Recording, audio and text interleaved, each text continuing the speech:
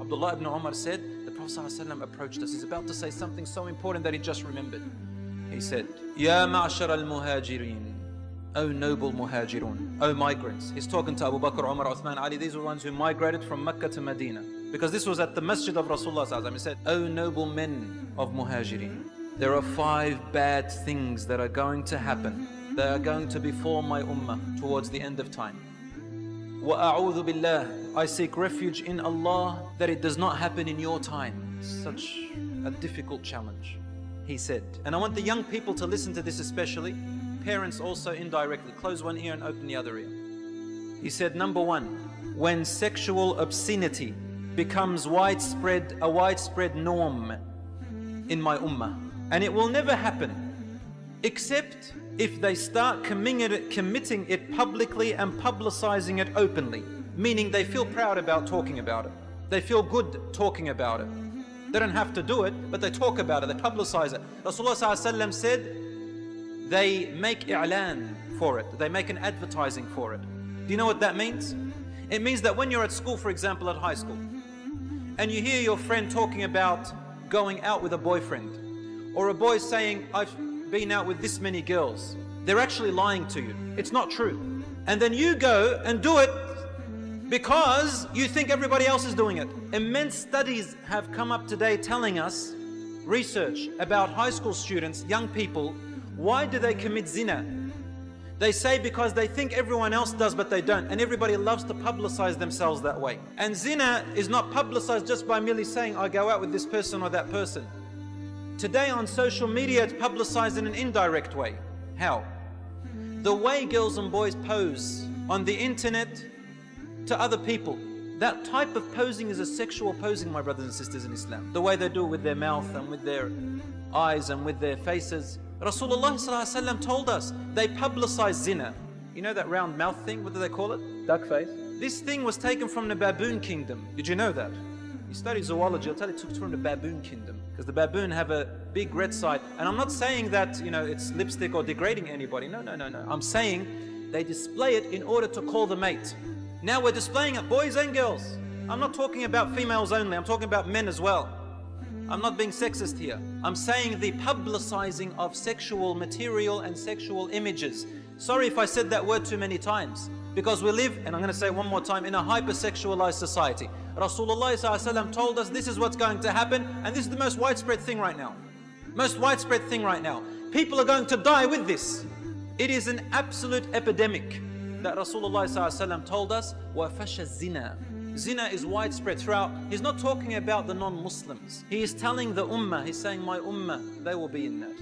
And then sallallahu alayhi wa sallam, he said, then mark my words, he said, then mark my words, terminal illnesses, diseases and pain that had never existed in their ancestors before them will become widespread among them. And this is the types of this, he called it ta'un. Ta'un in those days was any unknown sickness that brought death to a person. There was no cure to it. And he said there will be diseases that have no cure that will become an epidemic among my ummah. Today we have HIV, AIDS, and we have STDs, sexually transmitted diseases. Now I have questions like this from the Muslim community. Brother said I'm a marriage celebrant, so people come to asking me questions, can I get married? I said yes, why not? And these are the types of questions I'm getting now. Brother, do I have to tell this person that I'm getting married to that I have STD? Did you know that these are the questions they're asking me right now?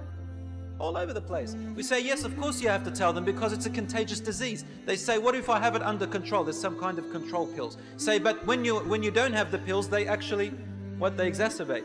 And then if they're pregnant, they have a child, the child gets that STD as well automatically. Did you know that? Among the Muslim ummah. You know why? Because people, what they say is, that Muslims, they say, I'm not committing zina. But they do everything else. And look what happens, as Rasulullah ﷺ told us. The second thing he said, they will cheat in their business and trade as a livelihood. And that's when drought will come upon them, meaning poverty, dictating rulers and oppressive rulers upon them. This is happening among the ummah. They live upon cheating, lying and betraying. I'll give you an example. A Muslim wants to buy a car from another Muslim. One Muslim says, Wallahi, it cost me this much. The other Muslim believes him because he said, Wallahi. So then the other Muslim wants to blackmail him. How does he blackmail him? By using verses of the Quran and Hadith. Allah said, Rasulullah said, love for your brother what you love for yourself. I'm your brother, give me a cheaper price. So the other brother resorts to the wallahi thing, and he resorts to the hadith thing, each one blackmailing the other person with the religion. And this brings to me a hadith of Rasulullah sallallahu alayhi wasallam, where he said, and people, this is in Ibn Majah, he said, people will use the religion for their worldly gain. This is towards the end of time. They will use the religion for their worldly gain. They will use the religion for a status. Look at me, I'm a shaykh. Now listen to me. I'm a shaykha, female. Now listen to me. I am such and such of a person. This is my hadith and ayat. Now I will get to make people believe what I say, and I'll be the person who everybody listens to. It's even worse today because we get to hide behind usernames on the computer. Everybody, even the most shyest of people has become the loudest person now. Sits in their bedroom, hides behind the username and feels it okay to type anything. It never goes off. And this is where your fatwa now is. People kind of believe some things when they get written. I don't know why. This is the world we live in, using the deen for worldly gain. Number 3, he said they will stop their zakat. People, how many people even know the rules in Islam of zakat? What are the rulings of zakat? How do you give zakat? For what do you give zakat? I'm sure, mashallah, a lot of us know a lot about Islamic finance and the riba banks. Because many Muslims, they say, what's this Islamic finance business? I'll just go to ANZ. It's the same thing, man. This is trade. It's just a different name, they say. If everybody's such an expert on Islamic finance and all this other finance, how come they don't know much about zakat? This is what Rasulullah is saying. People become ignorant about their own deen. Number 4, he said, they will betray the promises and loyalty to Allah to the point that the enemy will control and possess their wealth. Now, millions and billions of dollars are given away to the non-Muslims to deal with it in our own countries and control us. The 5th thing is, their leaders and figures do not apply the laws of Allah's book, but choose what suits from them for themselves until Allah curses them with disunity and enmity amongst each other. I say to you, it's not just the leaders, but all figures. Everybody now has become a leader, a self-appointed leader of themselves, on social media, for example. And what it has caused is disunity and defragmentation of our ummah. We cut each other off, we don't talk to each other. We meet each other now on Facebook, and that's about it really.